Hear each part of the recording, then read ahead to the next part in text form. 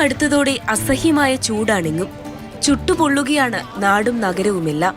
കൊടും ചൂടിൽ വഴിയാത്ര പോലും ദുഷ്കരമാവുമ്പോൾ ഇവർക്കായി സൗജന്യ കുടിവെള്ളം വിതരണം ചെയ്യുകയാണ് മുണ്ടക്കയത്തെ കുടുംബശ്രീ പ്രവർത്തകർ.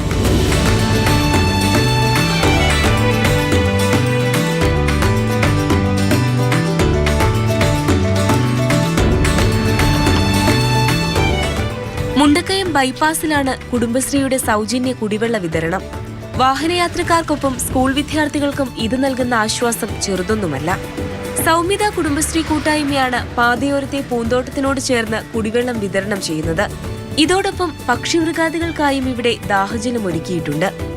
കൂടെ ഒത്തിരി യാത്രക്കാർ ഇതിൽ നടന്നു പോകുന്നുണ്ട്. അവർക്ക് വെള്ളത്തിന് ആവശ്യം പല സ്ഥലത്തും പല വീടുകളിലാണ് ഇറങ്ങി അവർ വെള്ളം ചോദിക്കുന്നത്. അതിനൊരു സഹായം എന്ന രീതിയിലാണ് ഞങ്ങൾ സൗമ്യത കുടുംബശ്രീയിൽ വെള്ളം നമ്മളിങ്ങനെ ലഭ്യമാക്കിയിരിക്കുന്നത്. സ്കൂൾ കുട്ടികളാണെങ്കിൽ തന്നെയും അവർ ദാഹിച്ച് വിഷമിച്ച് ഓരോ വീടുകളിൽ കയറി ഇറങ്ങുന്നു.